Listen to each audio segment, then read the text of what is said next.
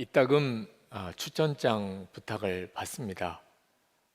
사람을 자세히 알고 사람을 쓸 수가 없는 형편이라 믿을 만한 분의 추천장을 통해서 그 사람을 알게 되는 거죠. 그러나 이 추천장, 사람이 쓰는 추천장으로는 사실 그 사람을 정확하게 알기는 어렵습니다. 예루살렘에서 이 고린도 교회에 온 그 율법 교사들 중에 그 예루살렘 교회로부터 아주 거창한 추천장을 가지고 온 분들이 고린도 교회 안에 엄청난 문제를 일으켰습니다. 그들은 자기가 어떤 사람인가를 그 추천장으로 사실 자기의 신분을 과시를 했지만 그들은 교회를 어렵게만 하는 사람들이었어요. 그러면서 사도 바울이 사실은 아무런 추천장 없이 자기가 사도라고 하는 것이 그의 거짓 사도라고 비난하고 사도 바울을 아주 어렵게 만들었죠. 그때 사도 바울은 자기는 아무런 추천장이 없다. 그러나 고린도 교회 교인들이 나의 추천장이다. 참 멋있는 말을 했습니다. 오늘 2절 말씀에 보면 여러분이야말로 우리를 청구하여 주는 추천장입니다. 그것은 우리 마음에 적혀 있습니다. 모든 사람이 그것을 알고 읽습니다. 이게 진짜지요. 내가 복음을 전해준 그 사람이 거듭나고 변화된 삶을 사는 걸 보면 그러면 내가 진정한 전도자요, 그리고 목회자요, 또 사도라는 것이 그거보다 더 어떻게 분명히 드러날 수 있겠습니까? 열매를 보면 그 나무를 아는 거죠. 자, 그런데 사도 바울은 거기서 하나 더 놀라운 말씀을 하는데 고린도 교회 교인들은 자기의 추천장일 뿐만 아니라 예수 그리스도의 편지라는 겁니다. 예수님이 어떤 분이신지를 그대로 보여주는 사람들. 3절에 보면 여러분은 분명히 그리스도께서 쓰신 편지입니다. 고린도 교회 교인들을 보면 예수님을 안다는 거예요. 그건 고린도 교회 교인들뿐만 아니고 우리에게도 마찬가지입니다. 우리는 그리스도의 편지예요. 가족들에게, 직장에 있는 동료들에게, 또는 우리 이웃 사람들에게, 지나가는 길에 서로 부딪힌 사람에게도 항상 기억하셔야 합니다. 우리는 우리를 보면 예수님을 알고 또 예수님의 말씀을 들을 수 있는 그리스도의 편지입니다. 한 번은 성지순례를 갔다가 가이드하는 집사님과 앉아서 이야기를 하게 됐는데 그 집사님이 그런 말씀 하시더라고요. 한국에서 많은 성지순례단이 오시는데 그분들을 이제 안내해서 성지를 돌려면 버스가 필요하죠. 그 버스 운전하시는 기사님은 그분은 아랍 사람, 무슬림이라는 겁니다. 근데 이 무슬림인 운전기사의 눈에는 성지순례단이 10명이든 20명이든 30명이든 다 한 사람이라는 거예요. 예수 믿는 사람이라는 겁니다. 거기는 목사님도 계시고 장로님, 권사님, 집사님, 이 교회 교인, 저 교회 교인 다 다르죠. 오늘 여기 계신 여러분들 다 다르죠. 그런데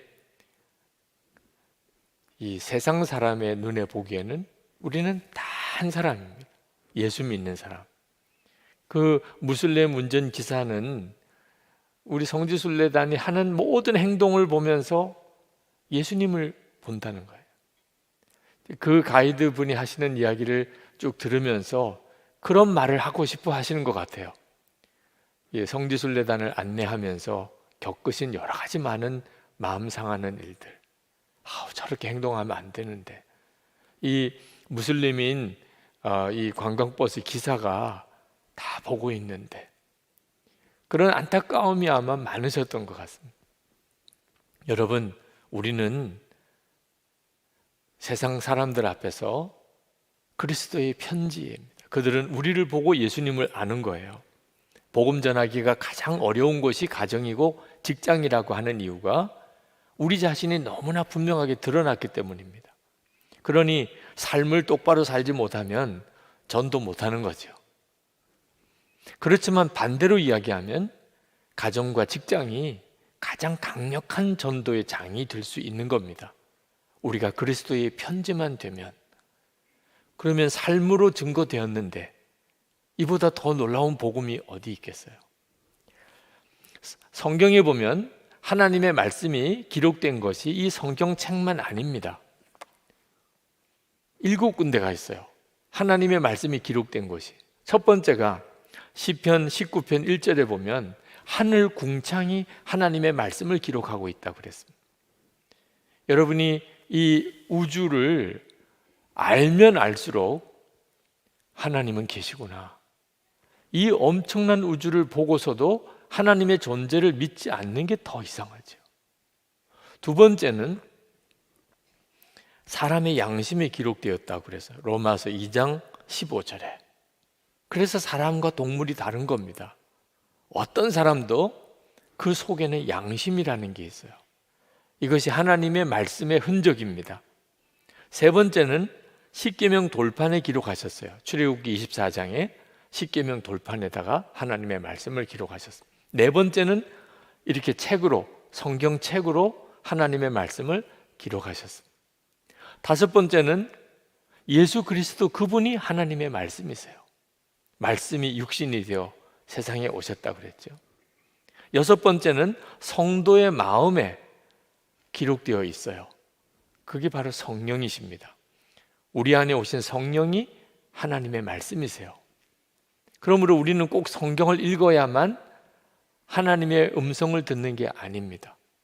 우리 안에서 성령께서 또 동일하게 말씀하시죠. 그리고 마지막 일곱 번째가 고린도후서 3장 3절에 그리스도인의 삶이 그리스도의 편지라는 것. 세상 사람들이 우리의 삶을 보고 예수님을 알게 된다는 거예요. 우리에게는 성경책이 있어요. 그러나 우리 자신의 삶이 또한 성경책이라는 사실을 명심해야 합니다. 광야 아트센터에서 더 북이라는 뮤지컬을 장기 공연했습니다. 내년에도 또 앵콜 공연한다고 그래요. 못 보신 분들은 정말 보시기를 권합니다. 이 더 북이라고 하는 건 성경을 말하는데 그 뮤지컬의 또 다른 이름이 성경이 된 사람들이라는 이름이 있습니다. 그 뮤지컬의 내용은 캐톨릭 교회가 한때 이 성경책을 사람들이 읽는 그런 일상적인 언어로 번역하는 것을 아주 극히 막았어요. 성경을 읽지 못하게 했어요, 사람들이. 성직자만 읽는 거라고. 왜냐하면 성경을 읽으면 캐톨릭 교회가 그때 당시의 교리가 성경과 다르다는 것이 드러날까 봐 성경책을 일반적인 사람들의 언어로 번역하고 나누는 것을 발견하면 심지어 잡아 죽이기까지 했습니다. 목숨을 걸고 성경책을 보급하는 사람들이 생겼습니다. 그런데 그들이 성경책을 구할 수가 없고 이 성경책을 나누는 데 한계가 있으니까 결국 결심합니다. 성경을 외우기 시작하는. 그래서 성경이 된 사람들입니다. 나는 창세기를 외우고 나는 로마서를 외우고 나는 갈라디아서를 외우고 그리고 어디든지 그냥 걷다가 사람들이 모이면 성경을 암송하는 거예요. 광장에서 갑자기 서서 성경을 암송하는 거예요. 그래서 사람들이 성경을 듣게 만들어주는 겁니다.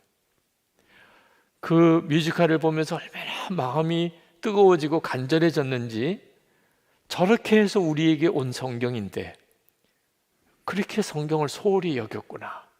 성경 읽지 않고 살았던 것에 대해서 많은 분들이 그 뮤지컬을 보고서 눈물 짓고 회개하는 시간을 가졌어요. 마지막에 배우들이 다 외칩니다. 우리가 성경입니다. 우리가 성경입니다. 정말 가슴이 먹먹해질 정도로 감동적인 장면이었어요. 그렇습니다. 우리가 성경이에요. 그런데 그것은 단순히 성경을 외우고 아는 게 아니고 우리의 삶이 성경대로 사는 걸 말하는 겁니다. 어느 목사님이 성경에는 5복음서가 있다는 겁니다. 실제로 이 성경책 속에는 4복음서밖에 없어요. 우리는 이 4복음서를 성경책에서 읽습니다. 근데 또 한 복음서가 있는데 그리스도인의 삶이라는 겁니다. 이 5복음서는 불신자들만 읽는 거라는 거예요. 불신자들이 예수 믿는 성도를 볼 때, 아, 예수님이 저런 분이구나, 예수님이 저렇게 말씀하셨구나, 그렇게 읽는다는 거예요. 주님이 말씀하신 마태복음 5장 44절에 내가 너에게 이르노니 너희 원수를 사랑하며 너희를 박해하는 자를 위하여 기도하라. 예수 믿는 사람이 원수를 사랑하고 자기를 박해하는 자를 위해 기도하는 걸 보면서 마태복음 5장 44절을 읽는다는 거예요. 예수 믿는 성도들이 항상 기뻐하고 늘 기도하고 범사에 감사하는 걸 보면서 데살로니가전서 5장 16절에서 18절 말씀을 읽는다는 거예요. 그게 바로 그리스도의 편지라는 거예요. 불신자들에게 전도할 때 참 답답하죠. 그들이 성경만 읽어도 그의 영이 살 텐데, 근데 불신자들이 성경 읽을 수 있어요. 예수 믿는 성도를 보기만 해도 그들은 성경을 읽고 있는 거라니까. 우리가 그렇게 살도록 하나님이 정하셨어요. 우리들끼리도, 예수 믿는 우리들끼리도 우리는 서로에게 그리스도의 편지예요. 저는 이따금 설교의 깊은 좌절에 빠질 때가 있습니다. 설교자가 겪는 어려움 중에 하나죠. 설교를 했는데 내가 은혜로운 설교를 못했구나. 오늘은 내가 정말 설교 준비를 성실히 못한 그런 결과가 너무 마음 아프게 다가오는구나. 그런 어떤 설교에 대한 좌절과 또는 낙심에 빠질 때가 있어요. 근데 참 이상하죠? 그럴 때마다 꼭 어떤 사람을 통해서, 문자를 통해서든 우연히 만나든 또는 메일이 오든 목사님 말씀에서 은혜를 많이 받았어요. 저는 그날 엄청난 마음의 좌절에 빠져 있는데 은혜를 많이 받았다는 말을 꼭 듣는 거예요. 마치 주님이 저에게 너 낙심하지 마. 오늘도 내가 너를 통해서 말했어. 꼭 그렇게 말씀하시는 것 같은 느낌을 받았어요. 그래서 주님 감사합니다. 그리고 새 힘을 얻어요. 이 일을 주님이 우리 모두를 통해서 서로에게 하시는 거예요. 우리에게 하고 싶은 말씀을 우리와 함께 있는 성도들을 통하여 주님이 말씀하시는 거예요. 우리는 서로 그리스도의 편지로 기억되어야 합니다. 마음의 상처로 그렇게 기억되어서는 안 돼요. 10년 뒤에, 20년 뒤에, 30년 뒤에 어느 자리에서 어떻게 또 만나게 될지 모릅니다. 그때 부끄러운 기억으로 만나면 안 되잖아요. 항상 우리가 무슨 일을 하든지 어떤 상황이든지 예수 그리스도께서 나를 통하여 그 사람에게 읽혀진다는 것을 항상 기억하고 말도 하고 행동도 해야 합니다. 어떤 때 한 20, 30년쯤 전에 만났던 분을 우연한 자리에서 만날 때가 있습니다. 그 전에 만났을 때, 함께 지냈을 때 좋은 관계였으면 얼마나 반갑고 좋아요. 그런데 그때 아주 불편한 문제가 있었다면 만남 자체가 너무너무 부담이 되죠. 우리는 다 하나님 앞에 가서 만나요. 그 생각을 항상 하고 살아야 합니다. 그런데 문제는, 그러면 부족하기 짝이 없는데 어떻게 내가 그리스도의 편지로 늘 살 수 있을까? 그게 우리에게 엄청난 부담이 되잖아요. 근데 우리 노력으로 하는 게 아닙니다. 우리가 그리스도의 편지로 그렇게 사람들에게 읽혀지도록 노력하고 살으라. 그러면 이건 무서운 정말 율법이죠. 그렇게 되게 돼 있어요. 어떻게 그렇게 되게 돼 있죠? 우리 안에 오신 주님의 영, 주님의 영이 나로 하여금 그리스도의 편지가 되게 하시는 거예요. 6절에 문자는 사람을 죽이고 영은 사람을 살립니다. 여기 문자는 율법이에요. 율법 가지고 신앙생활을 하면 절대로 그리스도의 편지가 될 수가 없어요. 근데 영은, 우리 안에 임하시는 영은 우리를 통해서 하나님이 하시고 싶은 일을 사람들에게 드러내 보여주세요. 그분이 하시는 거예요. 출애굽기 34장 35절에 보면 모세가 십계명을 들고 시내산에서 내려오는 장면이 나오는데 하나님과 40일 동안 같이 있었습니다. 그리고 십계명을 받아서 내려오는 거예요. 근데 모세의 얼굴이 얼마나 광채가 나는지 하나님과 40일을 같이 있다 보니까 그 하나님의 말할 수 없는 영광의 광채가 모세에게 그대로 임해서 사람들이 쳐다볼 수가 없는 겁니다. 모세를 얼마나 눈이 부신지. 그래서 할 수 없이 모세가 얼굴에 천을 내려드립니다. 그 얼굴이 비치는 광채를 조금 줄이는 거예요. 그렇게 해야 될 정도였어요. 하나님을 뵙는다는 건 정말 놀라운 일입니다. 그런데 문제는 그 이후도 계속 그렇게 되었다는 거예요. 사도 바울이 정말 안타까워하는 것은 이제 예수 그리스도께서 오셨는데 그런데도 유대인들은 여전히 예수님을 몰라본다는 거예요. 왜? 마음에 천이 가려져 있다는 겁니다. 예수님은 하나님의 영광의 광채 그 자체세요. 모르니까 예수님을 십자가에 못 박아 죽이는 거죠. 여전히 율법만 하는 건. 유대인들의 마음에 천이 들여져 있어서 그들이 주님을 보지 못한다는 거예요. 율법만 아닙니다. 마귀가 지금도 온갖 세상적인 것들로 우리 마음을 혼미하게 만들어서 우리가 예수님을 믿고도 실제로 예수님을 바라보지 못하게 만들어요. 고린도 후서 4장 4절에 그 중에 이 세상의 신이 믿지 않은 자들의 마음을 혼미하게 하여 그리스도의 영광의 복음의 광채가 비추지 못하게 함이니 그리스도는 하나님의 형상이니라. 우리 안에 오신 예수 그리스도, 그분은 영광의 광채가 나는 분. 그런데 예수님을 모시고 살면서도 전혀 그걸 못 느껴요. 많은 그리스도인들이 실제로 예수님이 자기 안에 거하시는지 자체를 몰라요. 왜 그렇죠? 마귀가 이 세상 신이라고 그랬어요. 이 세상의 온갖 것들로 우리 마음을 혼미하게 만들어요. 그래서 주님을 제대로 바라보지 못하게 만드는 상태에 있다는 겁니다. 이 마음을 가리고 있는 것이 빨리 거두어져야 우리가 예수님을 제대로 믿게 되는 거예요. 지금 코로나19로 인해서 한국 교회가 많은 어려움을 겪고 있습니다. 연단을 받고 있어요. 그런데 이 연단의 실체를 알아야 합니다. 단순히 우리가 교회에서 모여서 예배드리기 힘든 정도의 문제가 아니에요. 지금 예수 그리스도를 믿는 성도들이 정말 예수님을 믿는 성도인지 아니면 그저 종교만 가지고 있는 사람인지를 쫙 가르는 거예요.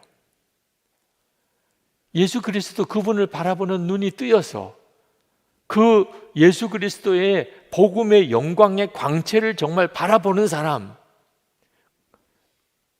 정말 거듭난 사람, 정말 구원받은 새 생명을 가지고 있는 사람, 그런 사람인지 지금처럼 이렇게 거리두기 해야 되고 모여서 모임 갖지 못하고 예배 드리는 일에도 여러 가지 제약이 있는 이런 상황 속에서 문제 없어요.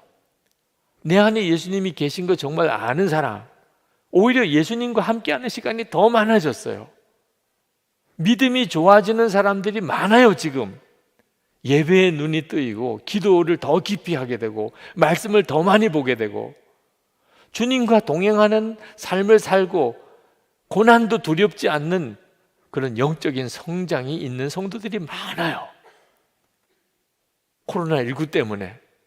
그런데 반대로 있는 믿음도 다 잃어버린 사람, 이제는 교회 안 나오는 게 너무 자연스러워요. 예수님과 인격적이고 친밀히 동행하는 것에 대해서 아무것도 몰랐던 사람들은 그저 교회 다니는 게 신앙생활인 줄 알았던 사람, 교회 못 나오니까, 그러니까 있던 믿음도 다 무너져요. 성도들 사이에 만나서 교제하는 게 없어지니까, 그러니까 완전히 세상에 빠져버렸어요. 이렇게 쫙 갈라지고 있어요.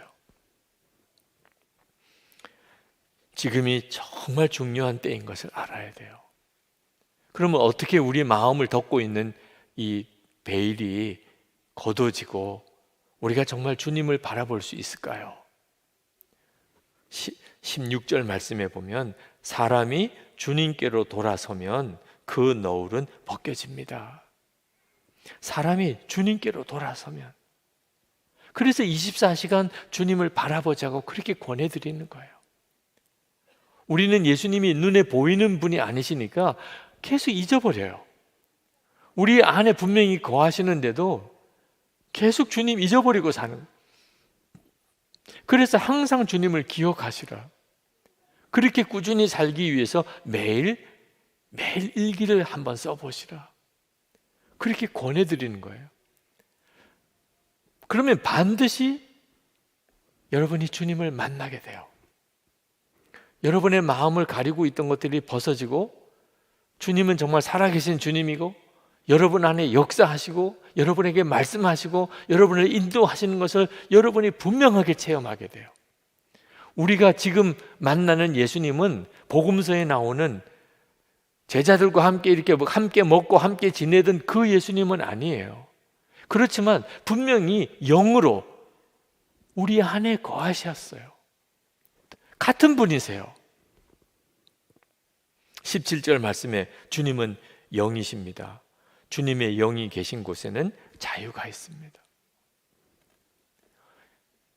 여러분, 편지를 쓰는 것과 편지를 쓴 그 사람하고는 다르잖아요. 우리가 주님의 말씀인 성경을 읽는 것, 이거 너무 중요하죠. 그런데 말씀 그 자체이신 주님을 바라본다는 것은 비교할 수 없이 더 놀라운 일이죠. 우리 안에 주님의 영이 우리 안에 거하세요. 그 주님을 알게 되면 우리가 자유함을 얻게 되는 거예요. 여러분, 그리스도의 편지로 사는 것은 가식적인 삶을 살라는 게 아닙니다. 다른 사람에게 보여주기 위해서 말도 고상하게 해야 되고 행동도 내가 다른 사람에게 좋은 영향력을 끼쳐야 되니까 그렇게 살아야 되고, 그러면 못하는 거예요. 한계가 있는 겁니다. 나중에 가서는 이중적인 사람처럼 보이게 돼요. 주님을 만나면 그럴 필요가 없어요. 그게 자유함이에요. 주님을 만나면 내가 주님을 바라보고 사는 것 자체가 그냥 그리스도의 편지니까 일부러 그렇게 살려고 할 필요가 없어요. 여러분은 예수님을 믿으시고 자유함을 얻으셨나요? 정말 자유로우신가요? 8.15 광복이 되었을 때 대한독립 만세를 그렇게 소리 높여 외쳤습니다. 왜 그렇게 좋아하느냐고 했더니 자유라는 거예요. 이제는 일본의 지배에서 우리가 자유를 얻었다는 거. 맞는 말이죠. 근데 도대체 자유를 얻었다는 게 뭘 말하는 겁니까? 그걸 몰랐어요. 한 달도 넘게 아무것도 안 하고 먹고만 논 적이 있어요. 일본 군인들 위해서 전쟁 물자를 공출을 해가지고 곡식이랑 짐승이랑 그렇게 쌓아둔 거 일본이 망했으니 이제 그건 다 누구 거가 됩니까? 그거 가져다가 그냥 먹고 즐기고 놀았어요. 그게 자유인 줄 알았어요. 그러니 얼마나 혼란스러웠겠습니까? 결국 얼마 뒤에 전쟁이 터집니다. 자유가 뭔지를 몰랐으니까 우리에게 자유가 주어져도 그 자유를 가지고 더 고통스러운 삶으로 이어지게 될 수밖에 없었던 거예요. 여러분, 도대체 예수 믿고 자유로워졌다는 게 뭡니까? 이제는 더 이상 율법 지키지 않아도 돼. 그러니까 마음대로 사는 겁니까? 예수 믿고 자유를 얻었다는 것은 죄 짓지 않을 자유가 생긴 거예요. 전에는 죄 짓지 않을 자유가 없었어요. 방탕하게 살지 않을 자유가 생겼어요. 이제는 내가 방탕하게 살기를 원치 않으면 방탕하게 살 찾지 않아도 돼요. 예수님이 내 안에 거하시니까. 이제는 예수님 한 분이면 충분한 삶을 사는 자유가 되었어요. 이제는 정말 사랑만 하며 사는 자유가 우리에게 생겼어요. 이제는 정말 거룩하게 사는 자유가 생겼어요. 주님과 동행할 수 있는 자유가 생겼어요. 그게 바로 예수를 믿고 누리는 자유예요. 전에는 죄의 종이었고 육신의 종이었기 때문에 그렇게 살 수가 없었어요. 그래서 세상 사람들처럼 사는 거예요. 이제는 내 안에 예수님이 오시고 그 주님의 영이 나를 통하여 완전히 다른 삶을 살게 만드는 거예요. 이따금 영이 다른 사람을 봅니다. 여러분도 가정이나 교회에서 싸움이 생길 때 당사자들은 모르더라고요. 자기가 얼마나 이상하게 변해 있는지. 그런데 싸우는 자리에 가보면 느껴요. 맹수의 영을 느껴요. 사람이 예전에 그 사람이 아니에요. 어떤 사람이 말씀도 읽지 않고 기도 생활도 없고 그저 세상 일에만 정신없이 빠져서 살던 사람, 크리스천이죠. 근데 만나보면 느낌이 달라요. 은혜 받을 때, 성령 받았을 때 그때 그분이 아니에요. 영이 다른 거예요. 그러므로 여러분, 우리가 우리의 영적인 상태를 정말 조심해야 돼요. 그렇지 않으면 예수 믿는다는 이름 가지고 완전히 마귀 노릇 할 수 있어요. 베드로도 그랬어요. 예수님 십자가 질 때 그 가로막다가 사탄아 내 뒤로 물러가라. 예수님으로부터 그런 말씀 들었어요. 가룟 유다 예수님 은 30에 파는 마귀가 주는 생각 품다가 마귀가 그 속에 들어가서 예수님 팔아버렸어요.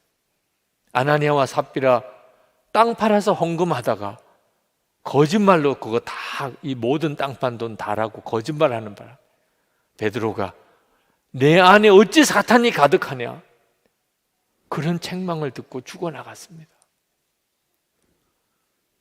여러분, 우리 안에 어떤 영이 역사하는지는 엄청 중요한 일이에요. 토마스 아킨페스가 그리스도를 본받아라는 책에서 그가 들은 주님의 말씀을 거기에 기록을 했습니다. 주님이 이렇게 말씀하셨어요. 모든 것을 얻으려면 모든 것을 내게 맡겨라. 어떤 것도 구하지 말고 어떤 것도 요구하지 말라. 오직 순수한 마음과 확고부동한 믿음으로 내 안에 거하라. 그러면 나를 얻게 되고 마음의 자유를 누리게 되고 또한 어두움이 그대를 엄습하여 짓누르지 못하리라. 주님 안에 있으면 그 사람이 진짜 자유함을 누리고 살게 되는 거예요. 여러분, 예수 그리스도의 영이 지금 제 안에 여러분 안에 계세요. 모세가 하나님을 대면하고 얼굴이 광채가 난 것처럼 우리도 항상 예수님을 바라보고 살면 사람들이 우리를 보고 예수님을 보는 것 같이 된다니까요. 그때 우리를 그리스도의 편지라고 말하는 거예요. 18절 말씀, 우리는 모두 너울을 벗어버리고 주님의 영광을 바라봅니다. 이렇게 해서 우리는 주님과 같은 모습으로 변화하여 점점 더 큰 영광에 이르게 됩니다. 이것은 영이신 주님께서 하시는 일입니다. 우리가 계속 주님을 바라보고 그리고 항상 주님과 동행하고 살면 우리는 점점 더 놀라운 영광의 삶을 경험하게 되고 주님이 그렇게 하세요. 그리고 가족들, 직장 동료들, 내 주변 사람들 나를 보고 주님을 만나고 주님의 말씀을 읽어요. 두바이 한인교회 집회 갔다가 그 담임 목사님이 신철범 목사님 그런 말씀을 하시는 게 인상 깊더라고. 우리가 어떤 사람을 뚜렷하게 주목해 보면 그 사람 눈동자에 그 보고 있는 그 사람이 눈동자에 비친다는 거예요. 그런데 예수님을 24시간 바라보면 우리 눈동자에서 예수님을 보게 되겠네요. 정말 기가 막힌 거예요. 우리가 항상 주님을 이렇게 바라보고 늘 주님을 생각하고 살면 가족들이, 내 주변에 있는 직장 동료, 주위 사람들이 나를 보는, 거기서 주님을 보는 거예요. 우리는 그냥 주님을 바라보고만 살았는데 그게 그리스도의 편지인 거예요. 여러분의 가정에, 여러분의 직장에서 여러분을 통하여 이 말씀이 그대로 이루어지게 되기를 축원합니다. 여러 가지 어려운 일들이 계속 많이 일어나고 있고, 코로나 상황도 점점 다시 대유행의 조짐을 보이고 있는데, 어떤 어려운 일이 있어도 우리는 예수님과 동행하는 사람으로서 낙심하지 않아야 합니다. 낙심과 믿음은 정반대 개념입니다. 저는 예수님과 친밀히 동행하자고 예수 동행 운동을 이끌어가고 있는데, 참 많이 듣는 말이 안 돼요, 못 해요, 나는 안 되나 봐요 하는 낙심의 말들입니다. 여러분, 그것도 또 믿음인 것을 알아야 합니다. 가족들 가운데, 부부 사이에, 또 부모님에게 또는 자녀들에게 절망하는, 희망을 잃어버린 사람들이 상당히 많이 있습니다. 재정적인 문제에 대해서 절망하는 사람도 있고, 아직도 나이가 어린 청년인데도 자기의 인생의 미래에 대하여 희망을 다 버린 안타까운 경우도 참 많습니다.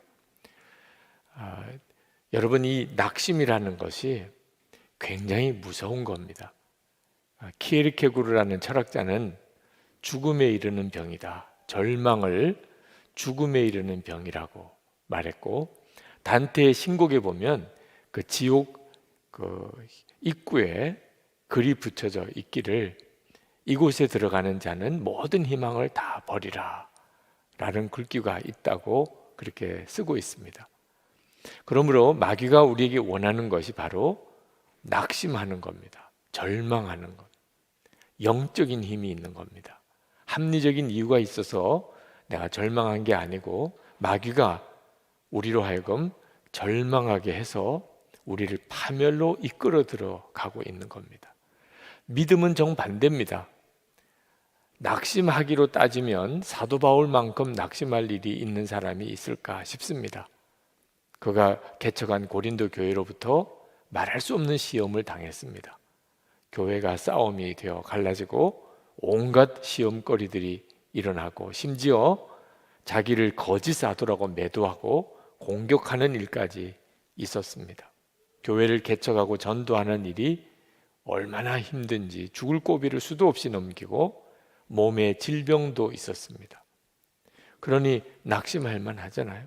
그런데도 사도 바울은 나는 낙심하지 않습니다 라고 아주 단호하게 말합니다. 1절 말씀에 보면, 그러므로 우리는 하나님의 자비를 힘입어서 이 직분을 맡고 있으니 낙심하지 않습니다. 이 말은 사도 바울이 정말 살아계신 하나님을 믿었다는 확실한 증거입니다. 하나님이 살아계시고 함께 계시는 것이 믿어진 사람은 낙심하지 않습니다. 그러나 하나님을 믿는다고 하고 교회를 다니기도 하지만 실제로 하나님이 살아계시고 함께 계시는 게 믿어지지 않으면 낙심할 일이 수도 없이 많습니다.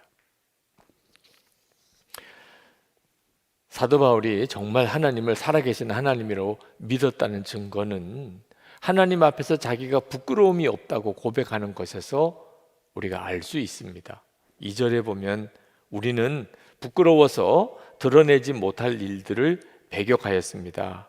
우리는 간교하게 행하지도 않고 하나님의 말씀을 왜곡하지도 않습니다. 우리는 진리를 환히 드러냄으로써 하나님 앞에서 모든 사람의 양심에 우리 자신을 떳떳하게 내세웁니다. 여러분, 이렇게 말할 수 있는 사람이 도대체 있을까요?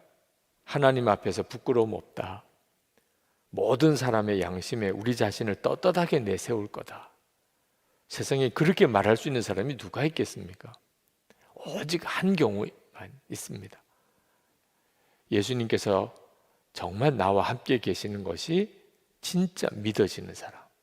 주님이 나와 함께 계시는 게 믿어지는데 어떻게 은밀한 죄나 거짓말이나 부끄러운 일을 할 수 있겠어요? 사람만 있어도 우리가 죄 못 짓잖아요. 사도 바울이 정말 하나님이 살아계시고 주님이 자기와 함께 계신 것을 믿었으니까 그는 하나님 앞에서 나 부끄러운 거 없습니다. 모든 사람의 양심 앞에 내가 떳떳하게 나 자신을 내세웁니다. 이렇게 말할 수 있었던 겁니다. 그래서 마귀가 우리가 살아계신 하나님을 바라보지 못하도록, 진짜 하나님을 믿지 못하도록 우리 마음을 혼미하게 만듭니다. 하나님을 믿는다고 말은 하고 교회는 다니기는 해도 실제로 하나님 살아계신 것을 전혀 보지 못하고 주님이 함께 계시는 것을 알지 못하면, 그러면 우리는 한순간에 죄인으로, 그리고 낙심에 빠져 파멸로 가게 됩니다. 4절에 보면 이 세상의 신이 믿지 않는 자들의 마음을 어둡게 하여 하나님의 형상이신 그리스도의 영광을 선포하는 복음의 빛을 보지 못하게 한 것입니다. 그렇게 전도를 하고 십자가 보지 않고 살기가 어려운 이 나라에 살면서도 예수를 안 믿는 사람이 이렇게 많은 이유가 뭐죠? 이 세상 신이 마음을 어둡게 해서 예수 그리스도를 증거하는 복음의 빛을 보지 못하게 만든다는 겁니다. 여러분, 환한 대낮에 햇빛이 그렇게 강해도 손바닥으로 눈만 가리면 캄캄해지잖아요. 영적으로도 똑같은 겁니다. 마귀가 마음을 어둡게 만드니까 예수 그리스도가 정말 살아계시고 그분이 진정한 그리스도이심을 알지도 믿지도 못하게 되는 겁니다. 불신자만 그런 게 아니고 예수 믿는 사람도 그렇습니다. 교회 다니고 예수 믿는다고 하면서도 절망에 빠지고 낙심에 빠지고 시험에 빠지고 죄에 빠지는 이유가 뭐죠? 실제로는 주님을 바라보지 못하는 겁니다. 하나님은 우리에게 빛을 비추셔서 우리로 하여금 예수님이 정말 그리스도이신 것과 우리와 함께 계신 것을 알게 해주십니다. 6절에 보면 어둠 속에 빛이 비춰라 하고 말씀하신 하나님께서 우리 마음속을 비추셔서 예수 그리스도의 얼굴에 나타난 하나님의 영광을 아는 지식의 빛을 우리에게 주셨습니다. 여러분이 예수를 믿게 된 것도 결국은 하나님께서 빛을 여러분의 마음에 비춰주셔서 그런 겁니다. 오늘 이렇게 온라인 생방송으로 예배 드리시는 분들도 마찬가지입니다. 예수님께서 정말 그리스도시고 그리고 우리와 함께 계신 것을 하나님이 빛으로 비춰주지 않은 사람인데 예수를 믿을 수 있는 사람은 한 사람도 없습니다. 그래서 우리가 알게 되는 겁니다. 질그릇 같은 우리 안에 보물이신 예수님이 와 계시다. 7절에 우리는 이 보물을 질그릇에 간직하고 있습니다. 이 엄청난 능력은 하나님에게서 나는 것이지 우리에게서 나는 것이 아닙니다. 나 자신은 질그릇같이 못나고 부족하고 능력도 없는데 보물이신 예수님이 내 안에 거하시는 것. 어떻게 이걸 믿을 수 있겠어요? 하나님이 빛을 비춰주셔서 믿는 거죠. 사도 바울이 이 사실을 알고 난 다음에 그는 낙심하지 않았습니다. 보물이신 예수님이 나와 함께 계신데 낙심할 이유가 없죠. 저는 예수 동행일기를 쓰시라고 그러고 주님과 친밀히 동행하시라고 24시간 주님 바라보시라고 그렇게 권합니다. 그런데 안 된다는 분들이 참 많으세요. 지금 이 자리에도 안 된다는 분들이 있으실 겁니다. 지금 이렇게 온라인 생방송으로 보시는 분들 중에도 나는 일기 쓰는 거 너무 힘들어. 나는 주님이 나와 함께 계신 거 정말 참 믿기 쉽지 않아. 근데 저는 그때마다 반드시 된다고, 주님이 그렇게 하게 해주실 것이라고 그렇게 권합니다.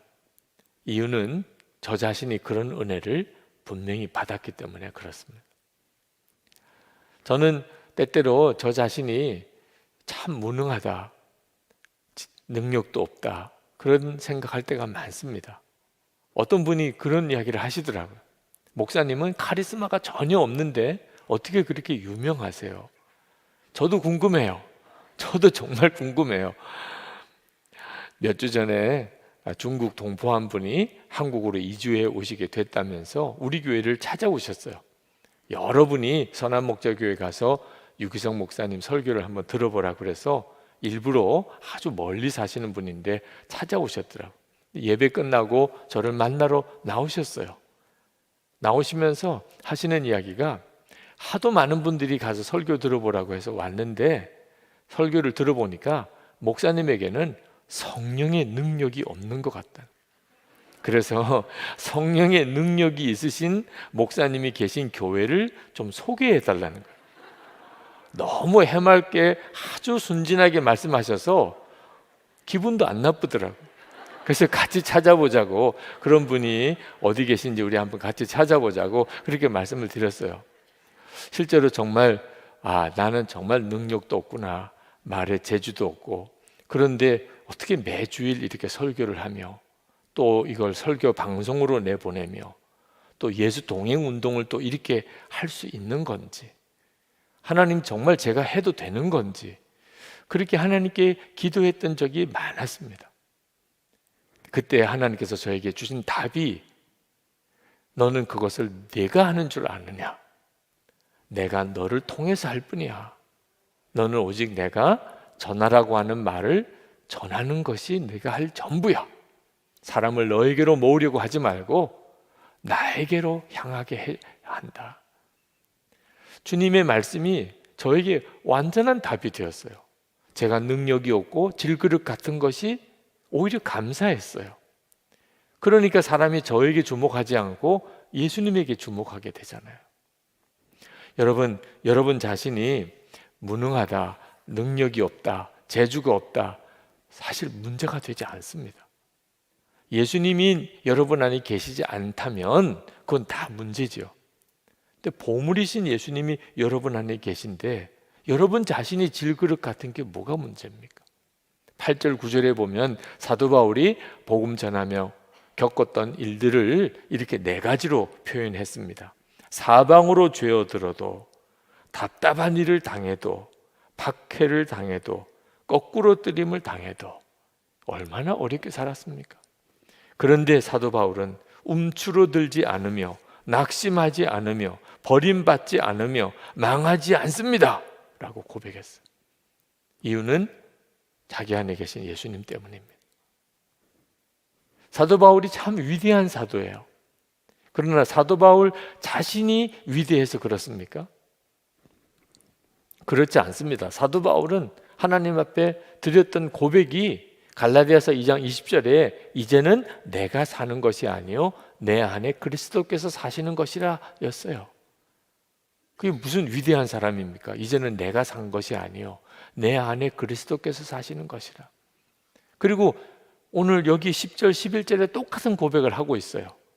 우리는 언제나 예수의 죽임을 당하심을 우리 몸에 짊어지고 다닙니다. 그것은 예수의 생명도 또한 우리 몸에 나타나게 하기 위함입니다. 우리는 살아있으나 예수로 말미암아 늘 몸을 죽음에 내어 맡깁니다. 그것은 예수의 생명도 또한 우리의 죽을 육신에 나타나게 하기 위함입니다. 항상 사도 바울은 나는 죽었습니다. 예수님 내 생명이십니다. 그렇게 살았다는 거예요.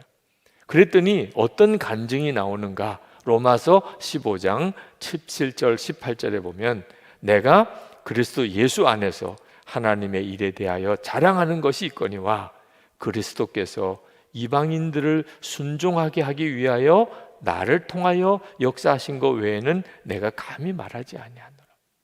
사도 바울은 자기의 모든 사역이 예수님께서 나를 통하여 역사하신 것이라.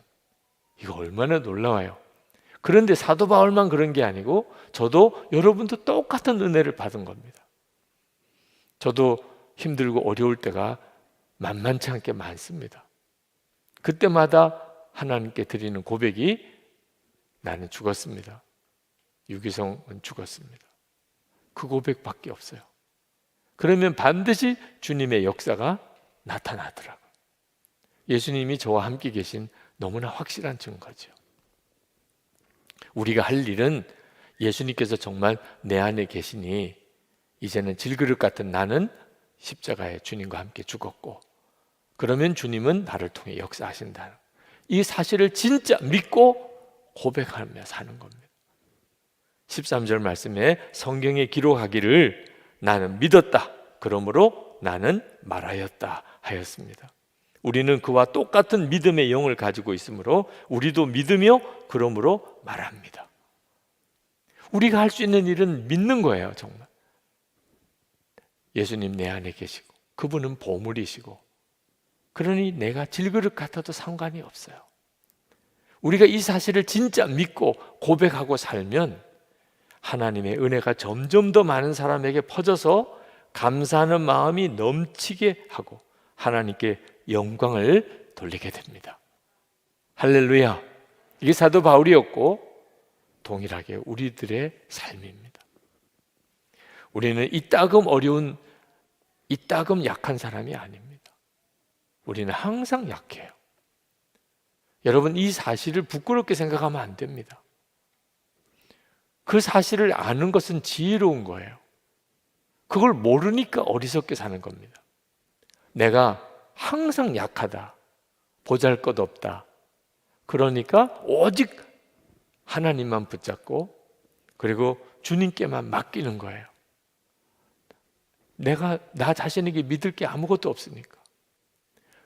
그 사실에 대해서 아직도 깨닫지 못하니까 여전히 자기가 해보려고 또 해보려고 하다가 결국 실패하고 망가지는 거죠. 그래서 성경에 너희 길을 여호와께 맡기라, 너희 행사를 여호와께 맡기라, 너희 짐을 여호와께 맡기라, 너희 모든 염려를 여호와께 맡기라. 질그릇 같은 자이니까 내 모든 행사를, 내 모든 짐을, 내 모든 길을, 내 모든 염려를 다 주님께 맡기는 겁니다. 주님께 맡기지 않았기 때문에 결국은 예수님을 믿고도 실패자의 삶을 사는 거예요. 집에 보물단지가 있는데 돈이 없어서 굶고 있는 거랑 똑같은 거예요. 항상 질그릇 같은 자기 자신만 묵상하는 거예요. 보물이신 예수님이 계신데 자기 부족한 거, 잘못하는 거, 능력 없는 거, 그것만 묵상하고 슬퍼하고 괴로워하는 거죠.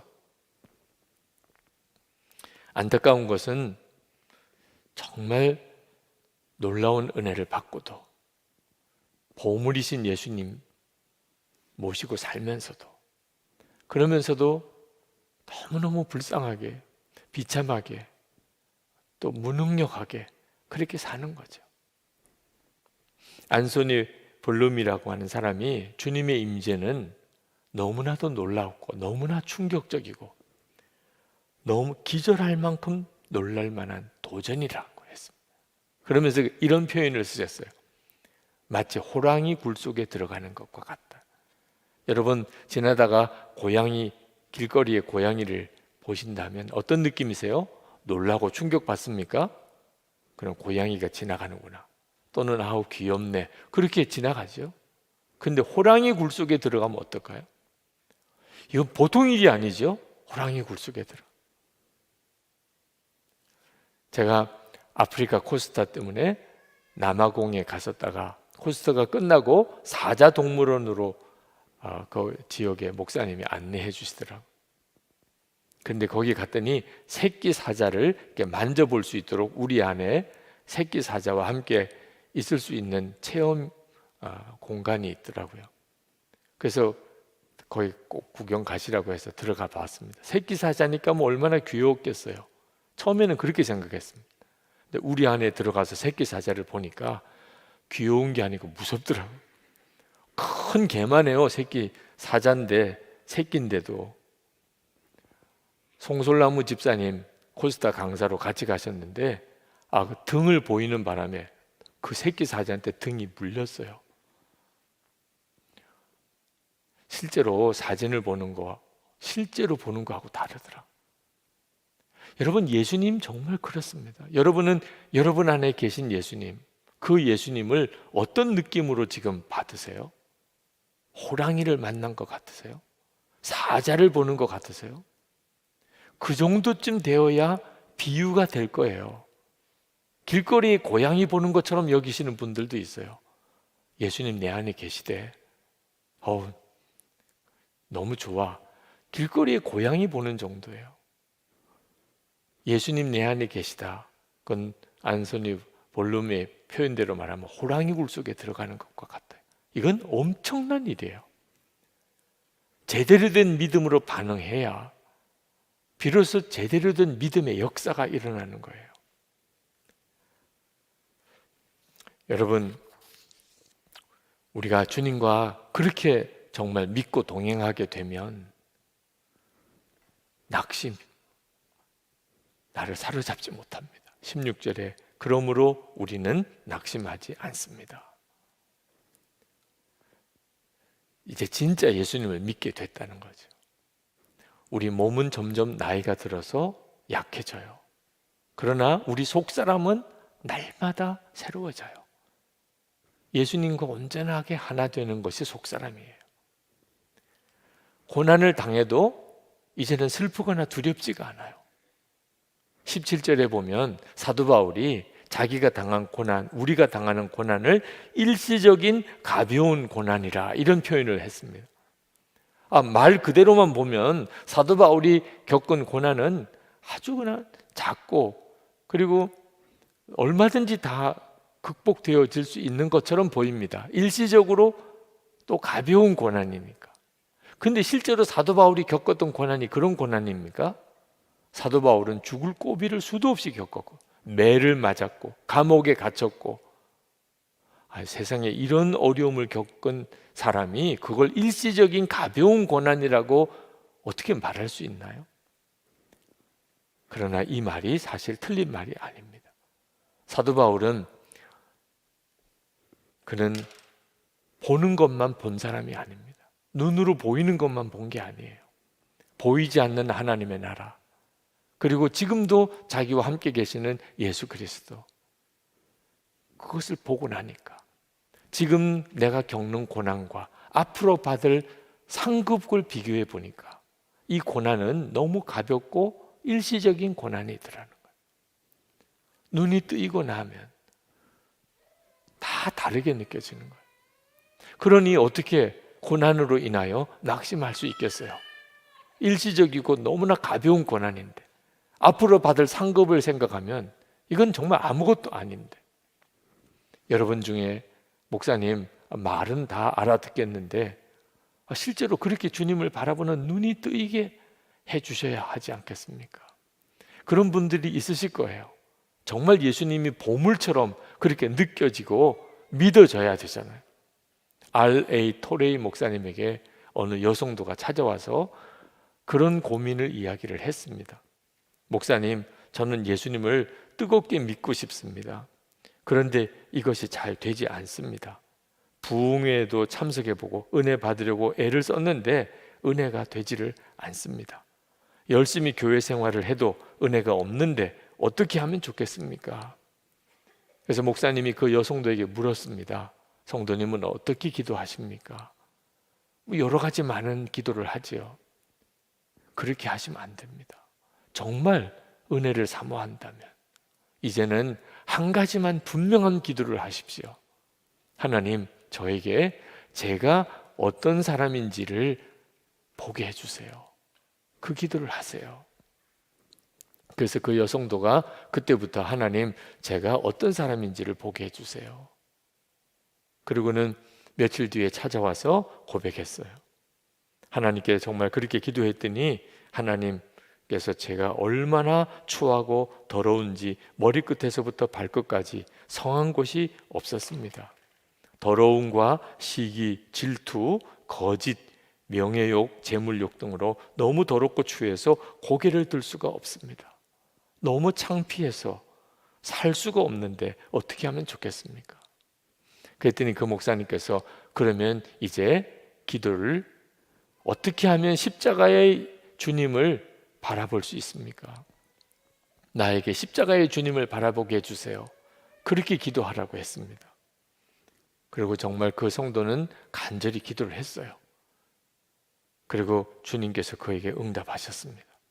하나님께서 십자가에서 예수님이 저를 대신하여 피 흘리는 모습을 보여주시면서 내가 너를 사랑한다 말씀하셨습니다.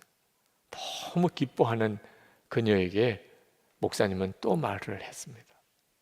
성도님, 이제는 은혜를 은혜되게 하기 위해 기도를 해야 합니다. 이제는 하나님께 하나님의 일을 하게 해 주십시오. 그렇게 기도하십시오. 그랬다고 그랬습니다. 여러분이 정말 기도해야 될 제목이 보물이신 예수 그리스도, 주님이 제 안에 계신 것을 제가 정말 알고 그게 믿어지게 해 주십시오. 여러분에게 이것이 실제가 아니면 우리는 이 세상 살아가는 동안 낙심해서 이길 수가 없습니다.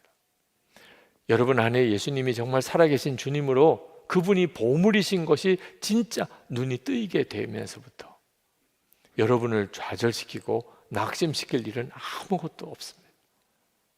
정말 여러분 안에서 하나님의 역사가 드러나게 됩니다. 우리 교회 가까이에 있는 하늘꿈 학교, 우리 탈북 청소년들 학교에서 북한을 위한 40일 기도 책자를 만들었는데 그 중에 이런 기도 제목이 있었습니다. 북한 사람들은 그곳에서 사람답게 못 사는데 죽어서까지 지옥 가는 일 없게 해주세요. 참 눈물 날 만한 기도입니다. 우리가 북한을 위해서 어떻게 기도해야 될지, 북한 주민들을 위해서 무엇을 기도해야 될지를 마음에 이렇게 깊이 깨닫게 해주는 기도이기도 합니다. 지금 사는 것도 이렇게 어려울 때 죽어서도 지옥 간다면 얼마나 비참한가 하는 거죠. 그런데 이것이 꼭 북한 주민들만을 위한 기도인가 하는 생각을 하게 됩니다. 우리들은 아닌가? 여러분에게는 여러 가지 문제들이 많이 있을 겁니다. 건강 문제도, 가족, 자녀들, 또는 재정의 문제도, 여러분이 하고 있는 일에 대한 문제도, 많은 문제가 여러분에게 있겠지만 가장 크고 중요한 문제는 주님 앞에 서는 것입니다. 주님 앞에 설 때 예수님이 나에게 아주 친밀한 주님이실까? 아니면 아주 낯선 분이실까? 이것이 우리에게 있어서 가장 중요한 문제입니다. 여러분은 그 점에 대해서 정말 준비되어져 있습니까? 우리는 이 세상의 전부가 아닌 것을 다 압니다. 죽고 난 다음에 영생의 삶이 있습니다. 천국이 우리에게 있습니다.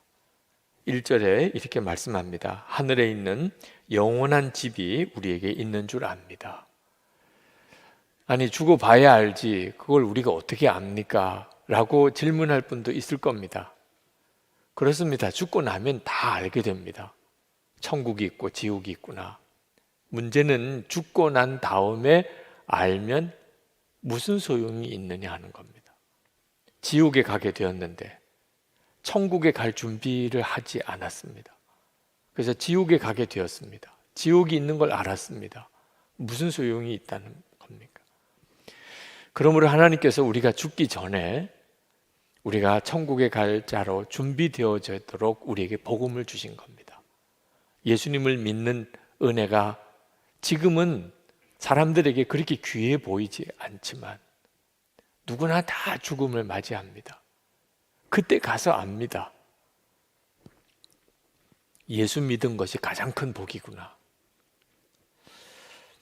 참 안타까운 것은 예수님을 믿고도 자기가 천국에 갈 것에 대한 확신이 없는 사람이 많다는 겁니다.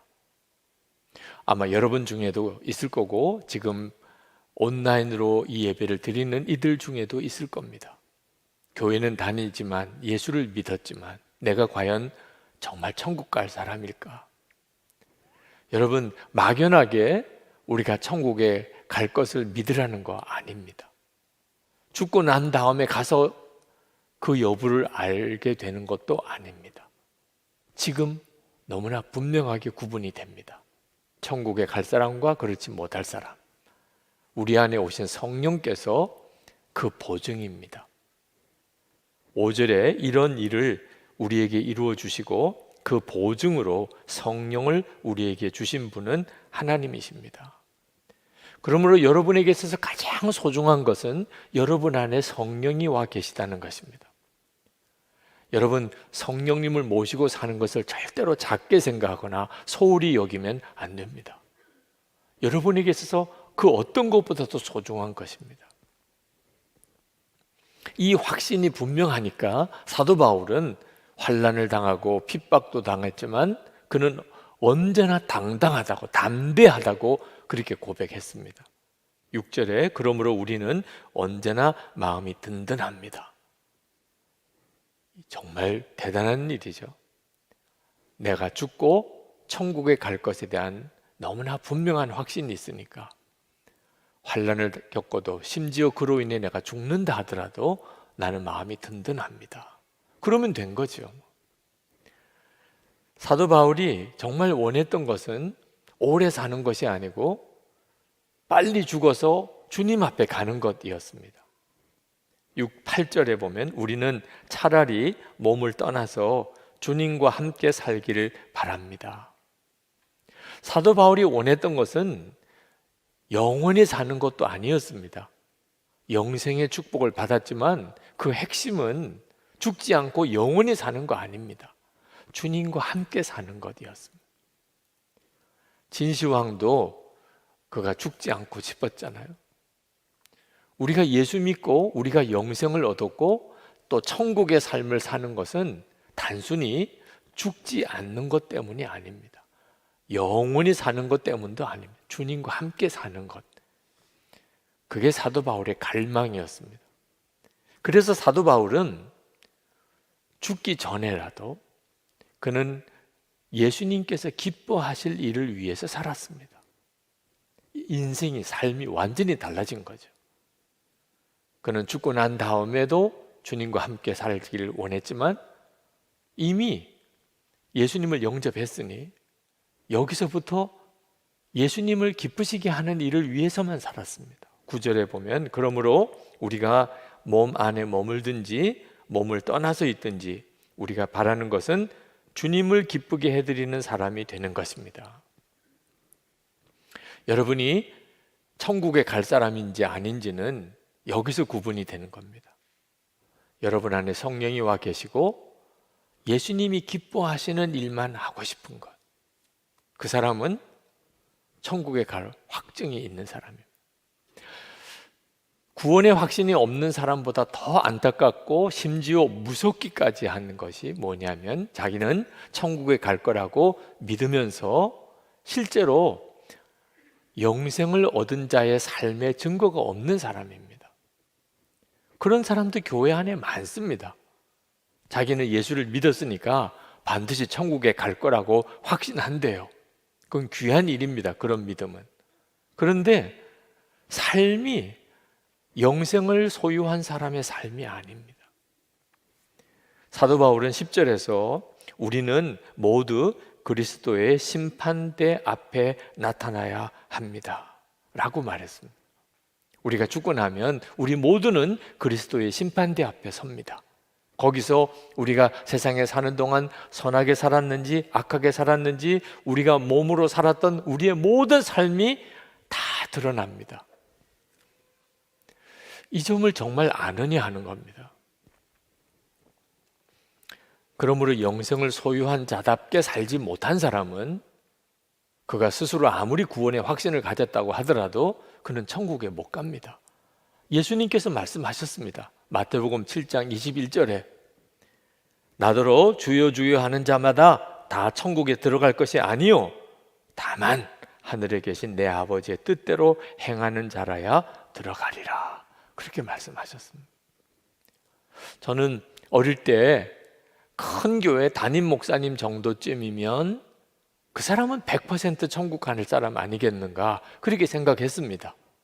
그저 예수 믿는 사람도 천국 가는데 큰 교회 담임 목사님이면 뭐 당연히 천국 가는 거겠죠. 아니었습니다. 주님은 아니라고 말씀하셨습니다.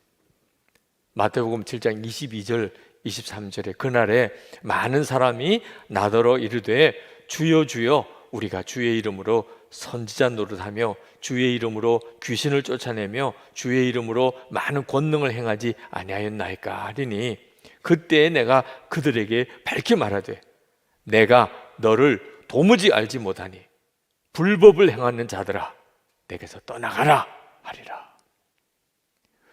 나는 예수 믿었으니까 나는 구원 받았어. 그렇게 믿으면서도 실제로는 불법을 행하는 사람, 그 사람은 주님이 말씀하셨습니다.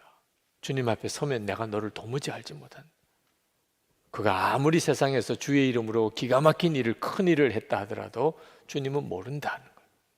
그러므로 불법을 행하는 삶을 사는 거 정말 무서운 일입니다. 영생을 소유한 사람답지 않은 삶이에요. 여러분, 가족을 정말 사랑했고 일도 열심히 했고 성실하게 살았고 큰 죄 짓지 않고 살았고, 그러면 그저 괜찮은 사람처럼 세상은 보지요. 주님 앞에 설 때는 아무 소용 없습니다. 주님 앞에 설 때는 정말 영생을 소유한 사람답게 살았는가, 그 핵심이 예수님을 경외하는 마음이 있었나 하는 겁니다. 11절에 보면 주님이 두려운 분이심을 알기에, 사도 바울이 그렇게 고백했습니다. 사도 바울이 이렇게 고백한 것은 주님이 모든 것을 아시고 모든 것을 다 보시는 것을 알고 있었다는 겁니다. 그는 무슨 말을 하든 무슨 행동을 하든 항상 주님이 다 보고 계시고 알고 계셨습니다. 그러니까 사도 바울은 말 한마디, 행동 하나 그는 자기 마음대로 하지 않았습니다. 항상 주님을 바라보는 마음으로 했습니다. 이런 태도를 경외함이라는, 예수님을 경외함이라고 하는 거예요. 그래서 우리가 이 사람이 진짜 천국에 갈 사람인지 아닌지는 예수님을 경외함이 그 사람의 삶 속에 있는지를 보아야 합니다. 무슨 말을 하든 무슨 행동을 하든 가정에서든 일터에서든 교회에서든 예수님을 경외함이 있는가 하는 거예요. 이건 예수님을 두려워하며 살라는 뜻이 아닙니다. 항상 주님을 바라보라는 거죠. 13절 말씀에 사도 바울은 하나님에게 미쳤다고 그렇게 표현했습니다. 14절에서는 그리스도의 사랑이 우리를 휘어잡습니다, 그렇게 고백했습니다. 예수님과 사랑에 푹 빠진 거죠. 예수님을 나를 지켜보고 계시니까 얼마나 무서운가, 이렇게 생각하는 사람은 사랑에 빠진 사람이 아니죠. 주님과 사랑에 빠져버렸어요. 항상 주님을 바라보면서 그 주님을 바라보는 삶 자체가 그 사람에게는 얼마나 기쁜지요.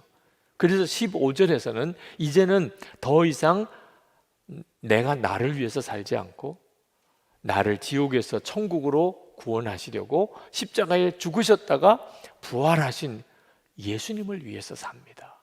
그렇게 고백을 한 거예요. 이게 바로 영생을 소유한 사람의 삶이에요. 이제는 오직 예수님을 위해서 삽니다. 어떤 청년이 나는 아직도 젊은데 예수님을 위해서만 사는 것은 너무 억울하잖아요, 그런 말을 하더라고요. 목사님은 이미 나이 늙어서 상관없지만 자기는 젊대. 그런데 세상에 예수님만을 위해서 살아야 되다니 너무 답답하고 슬프다는 거예요. 정말 몰라서 하는 이야기입니다.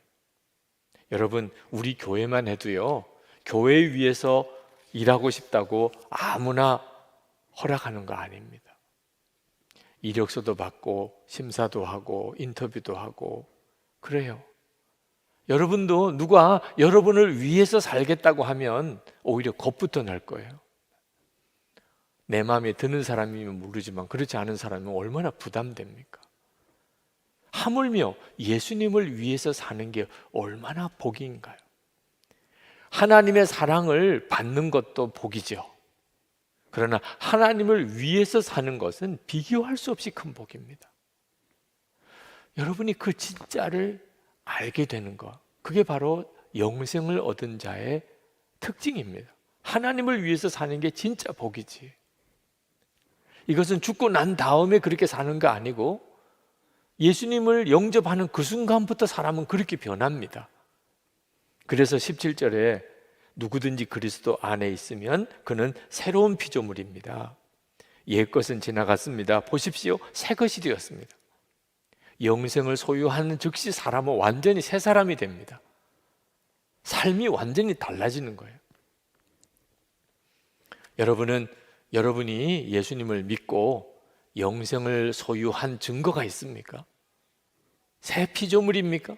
옛것은 지나갔습니다. 이제 새 것이 되었습니까? 참 안타깝게도 예수를 믿는다면서 여전히 구원받지 못한 옛삶을 사는 사람들이 있습니다. 마음의 상처도 그대로고 열등감, 좌절감도 그대로고 세상 욕심도 그대로고 혈기, 분노도 그대로고 예수 믿기 전에 그 사람이 그냥 그 세상입니다. 그러면서 예수를 믿었다는 거예요. 이런 경우는 없습니다. 누구든지 그리스도 안에 있으면 새로운 피조물이라. 옛것은 지나갔으니 보라 새 것이 되었습니다. 어느 목사님이 미국에서 유학하실 때 한인교회를 목회를 하셨는데 토요일 밤에 설교 준비를 마치고 그리고는 그 교회에 한 분 계신 장로님 댁 신방을 가셨습니다. 토요일 밤에 목사님이 신방을 오시니까 그 장로님이 얼마나 당황했겠습니까? 목사님께서 그 장로님 댁에 가셔서 그 장로님께 토요일 밤에 설교 준비 끝나고 신방 온 이유를 말씀하셨어요. 장로님, 내일 설교 제목이 용서하라 사랑하라입니다. 그 목사님과 장로님 사이에는 계속 불편한 관계였습니다. 목사님이 설교 준비는 했는데 장로님과 먼저 풀지 않고는 내일 설교할 수 없다고 생각이 든 거예요. 장로님이 얼마나 난감했겠습니까? 그날 밤에 어색하게 대화를 시작했지만 대화는 굉장히 깊이 들어갔어요. 장로님의 고백 속에 장로님의 어린 시절 이야기가 있었습니다. 그 장로님의 부친은 한국에서 아주 유명한 교회 목사님이십니다. 그런데 그 목사님은 하나님의 말씀대로 살아야 된다는 걸 강조하기는 했지만 대단히 율법적이셨어요. 예를 들면 안식일이라고 주일에는 공부를 못하게 했습니다. 월요일이 시험인데도 절대로 주일에는 공부하면 안 된다. 그래서 주일에 공부를 못하고 자는데 밤 12시에 깨우는 거예요. 안식일 지났으니까 공부해. 너 월요일에 시험이라며. 그 어린아이는 이해할 수가 없었어요. 그렇게 하는 아버지의 그 마음의 의도를 이해할 수가 없었어요. 하나님이 정말 이상하고 까다롭고 성경 말씀대로 산다는 것은 너무 괴롭다고만 느꼈습니다. 그리고 유학을 갔습니다.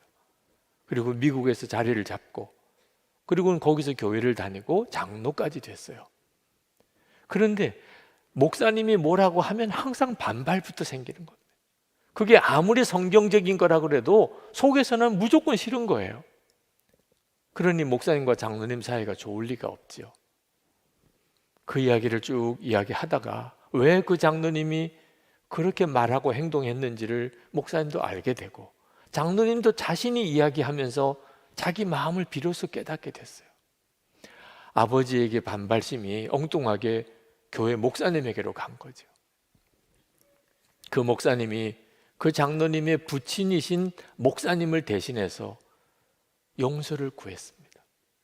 내가 알지 못해서 내 마음을 이해하지 못해서 내가 너무 억압적으로 너에게 하나님의 말씀을 강요했다. 장로님은 장로님대로 자기 자신의 마음의 상처를 해결하지 못한 채 그렇게 교회에 이렇게 저렇게 걸림돌이 된 것에 대해서 용서를 구하고 밤늦게까지 서로 울면서 서로 용서하고 화해했다는 거죠. 여러분, 우리가 정말 예수님을 믿고 우리 속에 영생의 축복이 우리 안에 생기면 우리는 사람이 확 바뀌게 됩니다. 그 가장 놀라운 특징이 화해자가 되는 거예요. 예수를 믿었으니 교회도 나오고 예배도 드리고 헌금도 하고 성경과 기도생활, 봉사도 전도도 하죠. 가장 중요한 것은요, 화해자가 되는 것이에요. 18절에 하나님께서는 그리스도를 내세우셔서 우리를 자기와 화해하게 하시고 또 우리에게 화해의 직분을 맡겨주셨습니다. 여러분, 우리가 예수님 앞에 서게 되면 가장 중요하게 주님이 보시는 게 뭔 줄 아십니까? 모든 사람과 화해했느냐 하는 거. 히브리서 12장 14절에 모든 사람과 더불어 화평함과 거룩함을 따르라. 이것이 없이는 아무도 주를 보지 못하리라. 여러분, 이제 미운 사람 없어졌죠? 아직도 있으세요? 어떻게 하시려고 그러세요? 네. 모든 사람과 화평함과 거룩함을 따르라. 그렇지 않으면 주님 뵐 생각하지 마라. 사람들 사이에 끊임없이 불화하고 싸우고 미워하고, 세상이 그렇잖아요. 죽고 죽이려는 무서운 세상이 되었잖아요. 늘 보는 뉴스들, 인터넷 뉴스들 다 그 내용들이잖아요. 왜 이렇게 되었을까요? 하나님과 화해함이 없기 때문입니다. 하나님과 관계가 끊어져 있는 상태예요. 세상 만물은 저절로 생긴 줄 알아요. 사람은 진화되었다고 생각합니다. 이게 무서운 생각이에요. 하나님을 부인하는 생각이니까. 근본 뿌리가 없는 거예요.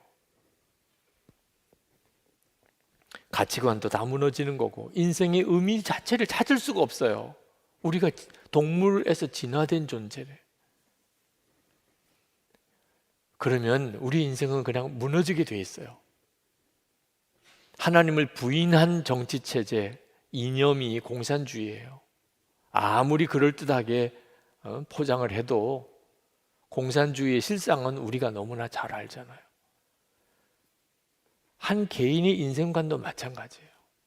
하나님을 부인한 인생은 절대로 잘 살 수가 없어요. 그래서 사도 바울이 고린도 교인들에게 하나님과 화해하라고 말을 하고 있는 거예요. 19절, 20절에 곧 하나님께서 사람들의 죄가를 따지지 않으시고 화해의 말씀을 우리에게 맡겨주심으로써 세상을 그리스도 안에서 자기와 화해하게 하신 것입니다. 그러므로 우리는 그리스도의 사절입니다. 하나님께서는 우리를 시켜서 여러분에게 공고하십니다. 우리는 그리스도를 대리하여 간청합니다. 여러분은 하나님과 화해하십시오. 왜 고린도 교회가 그렇게 싸우냐 말입니다. 예수를 믿고도 왜 그렇게 서로 싸우고 팔을 가르냐. 하나님과 화해함이 없이 살면 교회도 그렇게 되어버리고 만다는 겁니다. 그러니 교회 안의 문제를 해결하려면 먼저 여러분 자신이 하나님과 화해하라는 겁니다. 그리스도 안에서 새로운 피조물이 되고 영생을 소유한 사람의 증거는요, 하나님과 화해한 사람, 그리고 실제로 하나님과 화해한 삶을 사는 거예요. 예수님과 친밀히 동행하는 거예요. 하나님과 화해는 어떤 교리로 아는 문제가 아닙니다. 실제로 하나님과 화해하셨습니까? 정말 하나님과 화해한 삶을 살고 있습니까? 하나님과 함께 즐겁게 사십니까? 조이스 마이어가 말했습니다. 예수님은 우리를 종교인으로 만드시기 위해서 죽음의 길을 가신 게 아니다. 주님을 통해서 하나님과 개인적으로 더 깊고 친밀한 관계를 누리게 하시려고, 성령으로 충만한 삶이 주는 기쁨을 맛보게 하시려고 십자가에서 돌아가셨다. 예수님이 왜 죽기까지 하셨을까요?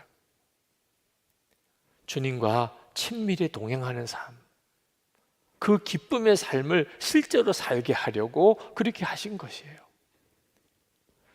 하나님과 화해하는 삶을 실제로 살지 못하면 다른 사람을 화해시킬 수가 없어요.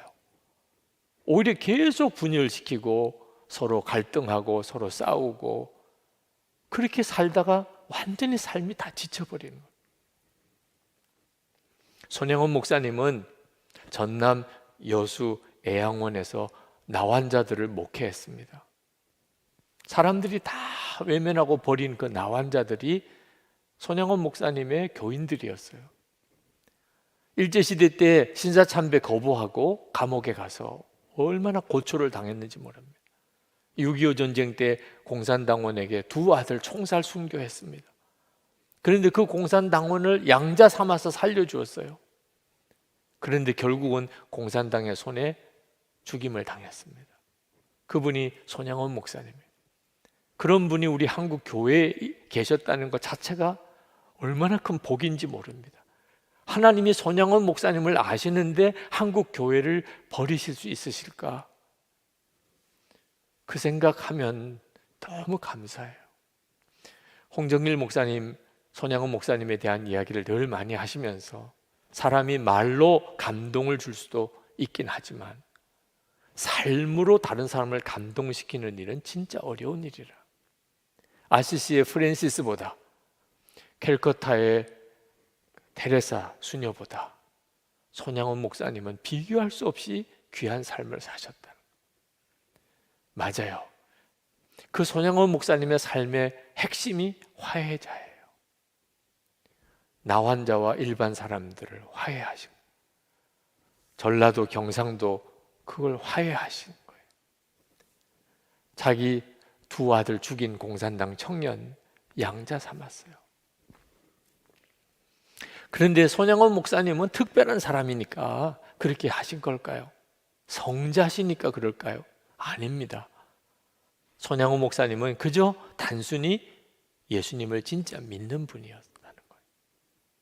손양원 목사님은 예수님과 친밀히 동행하는 사람이었을 뿐이에요. 그래서 화해자의 삶을 살 수 있었던 거예요. 우리 모두에게 똑같은 은혜가 주어졌어요. 여러분, 예수님과 정말 화해하는 삶, 주님과 친밀히 동행하는 삶을 전에는 살았었는데, 그랬던 적은 있었었는데 지금은 그거 다 잃어버린 사람 있습니까? 속히 회복하셔야 돼요. 무엇보다도 그것부터 회복해야 돼요. 지금 이 시간에 하나님은 여러분을 향하여 마음을 활짝 열고 계세요. 지금 여러분이 어떤 처지에 어떤 형편에 있든지 하나님은 여러분들의 마음을 계속 두드리고 계세요. 그 증거가 십자가예요. 21절 말씀에 하나님께서는 죄를 모르시는 분에게 우리 대신으로 죄를 씌우셨습니다. 그것은 우리가 그리스도 안에서 하나님의 의가 되게 하시려는 것입니다. 여러분도 하나님을 향하여 마음을 여시기 바랍니다. 하나님은 여러분이 정말 주님과 친밀히 동행하는 삶을 살게 해주고 싶어 하세요. 그것만이 우리가 이 세상에 사는 동안 영생을 얻은 자로서 살 수 있는 유일한 힘이에요. 사랑만 하며 살다가 주님 오라 하실 때 주님께 가는 거죠. 우리 기도합시다. 하나님과의 친밀함, 화해의 삶을 내가 실제로 누리고 살게 하소서. 그래서 가정 안에, 우리 일터에서, 교회에서 계속 화해하는 직분을 감당하는 자로 그렇게 살게 해 주옵소서. 사랑만 하며 살다가 주님 오라 하실 때 기쁨으로 주님께 달려가게 하소서. 기도합시다.